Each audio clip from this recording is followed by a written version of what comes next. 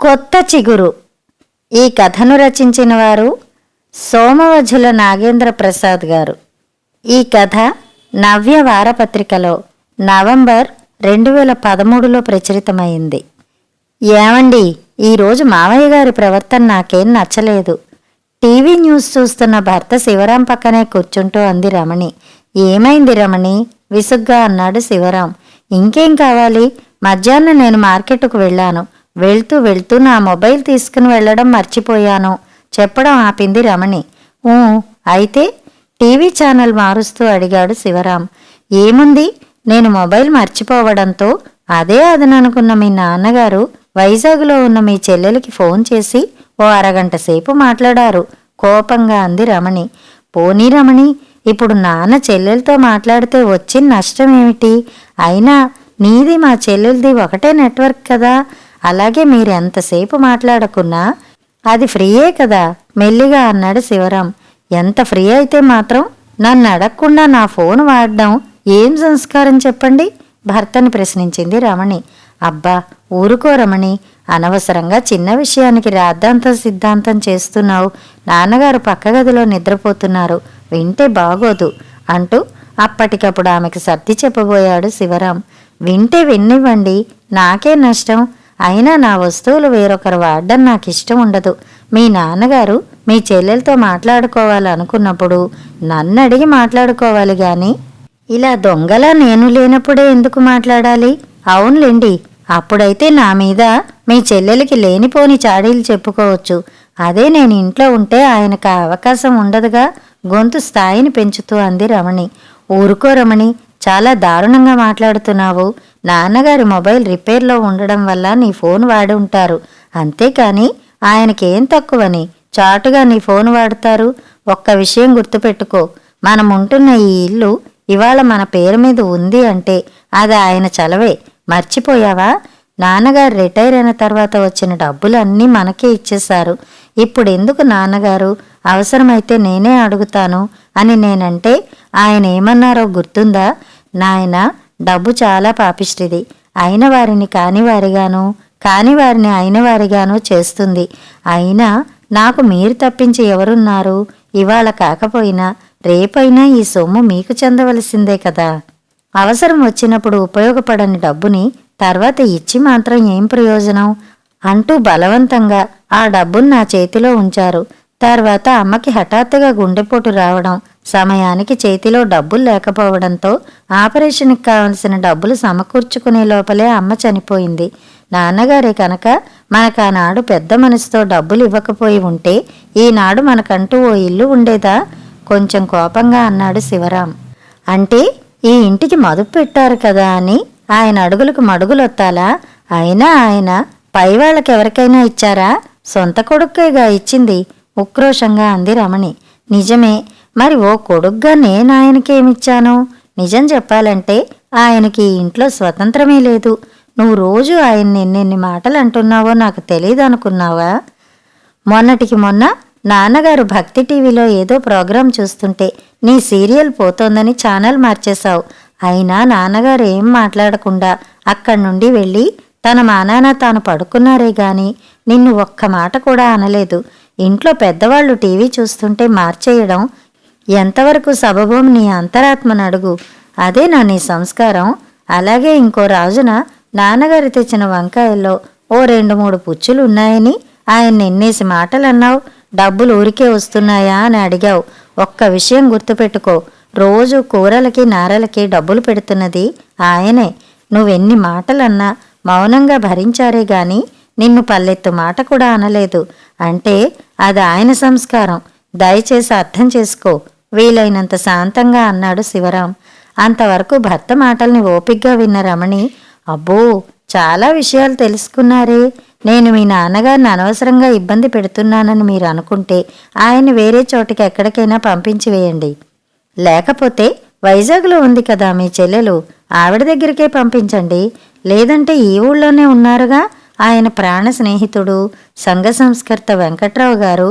ఆయన పంచం చేరితే ఈయన కూడా ఆయనతో కలిసి సంఘాన్ని ఉద్ధరించవచ్చు.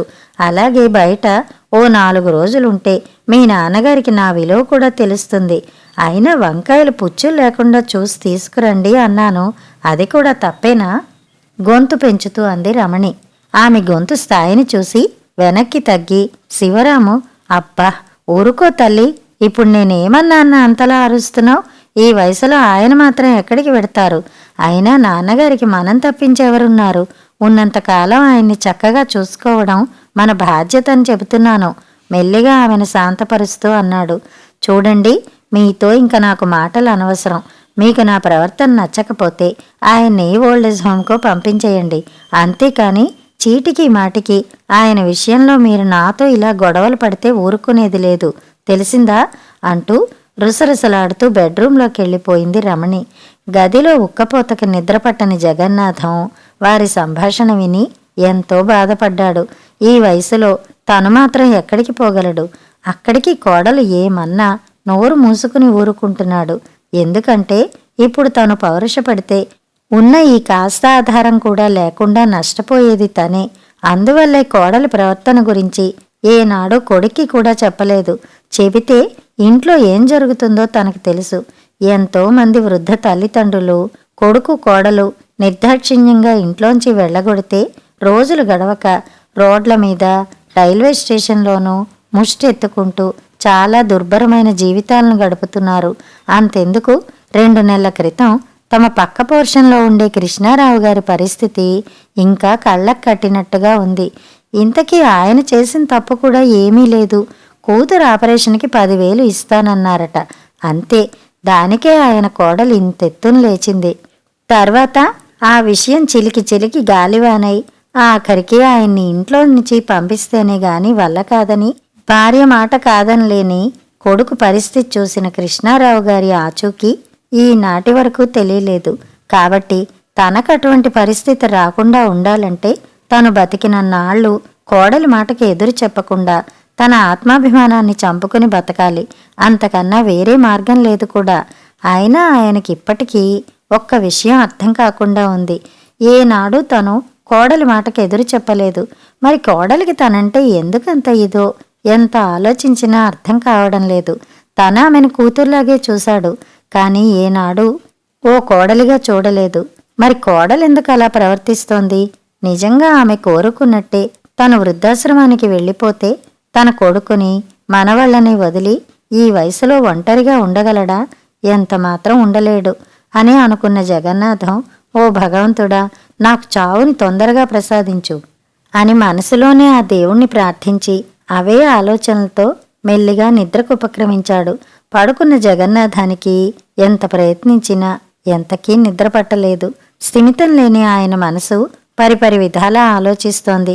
తను భగవంతుణ్ణి చావును ప్రసాదించమని కోరుకున్నాడు నిజమే, కానీ తాను ఆకస్మికంగా చనిపోతే, లేక కోడలు కోరుకున్నట్టు ఇంట్లోంచి వెళ్ళిపోతే మనవల ఆలనా పాలన, వారి బాగోగులు ఎవరు చూస్తారు?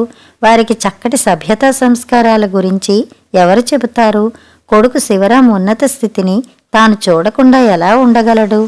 ఏది ఏమైనా మనవలు పెద్దవాళ్లు అయ్యే వరకు తను బతికి తీరాలి ఆలోచిస్తున్న జగన్నాథం తన పిచ్చి ఆలోచనలకు తనలో తానే నవ్వుకున్నాడు. ఏమిటో మనిషికి చావంటే ఏదో తెలియని భయం, జీవితం అంటే ఏదో తెలియని ప్రీతి. ప్రతి మనిషికి తానేదో ఒకనాడు చనిపోతాడని తెలుసు. అయినా ఏమిటో జీవితం మీద ఈ మమకారం. తాను పోతే తన వాళ్ళు ఎలా బతుకుతారన్న తాపత్రయంతో ఎంత దుర్భరమైనా ఇంకా జీవించాలనే అనుకుంటాడు.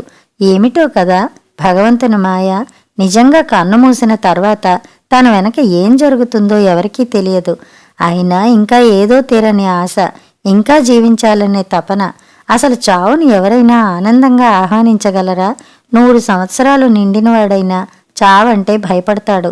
అదేం విచిత్రమో, మనిషి పూర్తిగా వంగిపోయి రోగాలకు అంకితమైపోయి తన పనులు తాను చేసుకోలేని స్థితిలో కూడా అయిన వారి చేదరింపులు భరిస్తూ ఇంకా బతకాలనే అనుకుంటాడు తప్ప అటువంటి జీవితం నుండి ముక్తిని మాత్రం కోరుకోడు. ఇప్పుడు తను కూడా అంతే. బ్రతికి మాత్రం ఏం సాధించాలి? భార్య సావిత్రి బతికున్నప్పుడు ఆ జీవితం ఎంతో ఆనందంగానూ ఉత్సాహంగానూ ఉండేది. భార్య లేని ఒంటరి జీవితం ఎంతో దుర్భరంగా ఉంది. గడిచిన రోజులు తలుచుకుంటుంటే ఎంతో బాధగా ఉంది. సావిత్రి చాలా అదృష్టవంతురాలు. అందుకే ఈ లోకాన్ని విడిచి తనకన్నా ముందుగా హాయిగా వెళ్ళిపోయింది. ఇంట్లో కూడా కొడుకు, కోడలు, మనవలు అందరూ ఉన్నారు. కానీ ఎవరికి వాళ్లే బిజీ. కొంతమంది టీవీకి అంటుకుపోతే మరికొంతమంది సెల్ ఫోన్లకు అతుక్కుపోతున్నారు. అందరూ సరదాగా కూర్చుని కబుర్లు చెప్పుకునే రోజులు పోయాయి అని బాధగా అనుకున్న జగన్నాథానికి మెల్లగా ఎప్పటికో నిద్ర పట్టింది. ఆ రోజు మధ్యాహ్నం స్కూలు రోజు కంటే తొందరగా అయిపోవడంతో ఇంటికి వచ్చిన మనవడు శ్యాము టీవీలో డిస్కవరీ ఛానల్ పెట్టుకుని చూస్తున్నాడు. ఏం తోచక మనవడితో పాటే టీవీ చూస్తూ కూర్చున్న జగన్నాథం ఆ ఛానల్ వాళ్ళు చూపిస్తున్న గ్రద్ద లైఫ్ స్టైలు ఇంటరెస్టింగ్గా ఉండడంతో ఆసక్తిగా చూడసాగాడు. ఎగిరే పక్షులన్నింటిలోకి ఎక్కువ కాలం బతికే జీవి గ్రద్ద. దాని జీవితకాలం సుమారు 70 సంవత్సరాలు. అయితే 40 సంవత్సరాలు నిండిన గ్రద్ద శరీరంలో ఎన్నో మార్పులు వస్తాయి. రెక్కలు బరువెక్కిపోవడంతో మునుపట్ల అది ఎగరలేదు. ఇంకా దాని ముక్కు కూడా వంగిపోవడంతో ఆహారాన్ని తాను సంపాదించుకోలేక క్రమేపీ చిక్కిపోవడం మొదలు పెడుతుంది. అటువంటి దుర్భరమైన జీవితాన్ని గడుపుతున్న గెద్దకు ఇంకా జీవితం మీద ఆశ తీరకపోవడంతో అది ఏదైనా ఎత్తైన కొండ మీదకు చేరుకుని అక్కడి బండరాయికి కొట్టుకుని తన ముక్కును పగలగొట్టుకుంటుంది. అలా సుమారు ఓ 6 మాసాలు చేసిన పిదప ఆ గ్రద్దకు పగిలిన పాత ముక్కు స్థానంలో కొత్త ముక్కు మొలుచుకుని వస్తుంది. దాంతో అది వడలిపోయిన రెక్కలను పొడుచుకోవడంతో మరలా అక్కడ కూడా కొత్త రెక్కలు వస్తాయి. అలా కొత్తగా వచ్చిన ముక్కుతో మరలా ఆహారాన్ని సంపాదించుకుంటూ కోల్పోయిన శక్తిని తిరిగి రాబట్టుకోవడంతో గ్రద్ద ఇంకో 30 సంవత్సరాలు బతకగలదు. పాత ముక్కుని పగలగొట్టుకుంటున్నప్పుడు అది అనుభవించే బాధ వర్ణనాతీతం. అలా 1 రోజు 2 రోజులు కాదు, కనీసం 6 నెలలు అది బాధపడితేనే కానీ దానికి మరలా కొత్త జీవితం రాదు. ఆ డాక్యుమెంటరీని చూస్తున్న జగన్నాథం గ్రద్ద కొత్త ముక్కు కోసం తన పాత ముక్కుని బండరాయికి వేసి బాదుకుంటున్నప్పుడు దాని ముక్కు నుండి కారుతున్న రక్తంతో అది ఎంతో విలవిల్లాడిపోయింది. అలా దెబ్బతిన్న ముక్కుని మరలా బండరాయికి బాదుకోవడం ఎంత బాధాకరమో తాను ఊహించుకోగలడు. అయినా బ్రతుకు మీది తీపితో అది ఎంతటి బాధనైనా భరించడానికి సిద్ధపడింది. అప్పటికే సుమారు 40 సంవత్సరాలు జీవించిన గ్రద్ద జీవితం మీద తీపి చావక ఇంకా జీవించాలనే అనుకుంటోంది. ఎందువల్ల? అది బ్రతికి ఏం చెయ్యాలి? ఆలోచిస్తున్న జగన్నాథానికి గ్రద్ద అలా చెయ్యడం ఎంతో వింతగా అనిపించింది. అయితే ప్రస్తుతం తాను గడుపుతున్న జీవితానికి టీవీలో చూపించిన గ్రద్ద జీవితం దగ్గరగా ఉంది అనిపించిన జగన్నాథానికి గ్రద్ద అలా చేయడంలో తప్పు లేదనిపించింది. తనకి కూడా గ్రద్దలాగే జవసత్వాలు ఉడిగిపోయినా ఇంకా జీవించాలనే అనుకుంటున్నాడు. జంతువులకు జ్ఞానం కానీ ఆలోచన శక్తి కానీ ఉండదు. కానీ మనిషి అలా కాదు. అతనికి బోల్డంత జ్ఞానం, తెలివితేటలు, మంచి చెడులు తెలుసుకునే ఇంగితాన్ని ఆ భగవంతుడు ప్రసాదించాడు. పోయిన తర్వాత మన వెంట ఏమీ రాదన్న సత్యం తెలిసి కూడా మనిషి డబ్బు సంపాదించడంలో అడ్డదారులు తొక్కుతూ నాది అన్న మమకారాన్ని చంపుకోలేకపోతున్నాడు. మనిషి జీవితం నీటి బుడగల క్షణభంగురం. ఎప్పుడు అది పగిలిపోతుందో ఎవరికీ తెలియదు. అందుకే బతికిన నాళ్ళు నలుగురికి సహాయపడుతూ మంచిగా బతకాలి. కానీ ఎందుకు ఈ అర్థం కాని పగలు ప్రతీకారాలు? మనిషి నాది అన్న మాయలో పడి ఎంతో విలువైన మానవ జీవితాన్ని మంచి పనులకు కాకుండా చెడ్డ పనులు చేయడంలో వృధా చేసుకుంటున్నాడు. మనుషులు తమ మనసుల్లో మడతలు బదులు మమతలు పెంచుకున్న నాడు మానవ సంబంధాలు మెరుగుపడ్డమే కాకుండా అవి 10 కాలాల పాటు పదిలంగా ఉంటాయి. ఈ రోజుల్లో మనుషుల మధ్య ఆర్థిక సంబంధాలే కానీ హార్దిక సంబంధాలు లేవనిపిస్తున్నాయి. ఏదీ శాశ్వతం కాదని తెలిసి కూడా మనిషి అన్నిటి మీద మమకారాన్ని పెంచుకుంటూ ఏదో తెలియని ఊబిలో కూరుకుపోతున్నాడు. మనిషి ఎన్నో విషయాల్లో ప్రగతిని సాధిస్తున్నాడు. అయితే సభ్యత సంస్కారాల విషయంలో మాత్రం ఎంతగానో దిగజారిపోతూ మమతానురాగాలను పూర్తిగా మర్చిపోతూ పశువు కంటే హీనంగా ప్రవర్తిస్తున్నాడు. ఈ భూమి మీద పుట్టిన అనేక లక్షల జీవరాశుల్లో మనిషే గొప్పవాడు. మానవ జన్మ ఎంతో పుణ్యం చేసుకుంటేనే గాని రాదు అని మన పురాణాలు చెబుతున్నాయి. అటువంటి ఉత్తమమైన జన్మను ఎత్తిన మానవుడు అన్నీ తెలిసి కూడా మోసాలు పాపాలు చేస్తున్నాడంటే ఏమనుకోవాలి? ఇక అప్పుడు మనిషికి పాపభీతి మచ్చుకైనా కనబడ్డం లేదు. అందుకే తన ఇష్టానుసారం ప్రవర్తిస్తూ పెద్దలంటే ఏమాత్రం గౌరవం లేకుండా మసలుతున్నారు. ఏ జంతువు కూడా తన తోటి జంతువును చూసి భయపడదు. కానీ అదేం విచిత్రమో, మనిషికి పడదు. అర్థం పర్థం లేని భేషజాలు, కక్షలు, మనిషికి తృప్తి అన్నది లేకపోవడంతో మోసాలు చేసి తరతరాలకు తరగని ఆస్తులను సంపాదించుకుంటున్నాడు.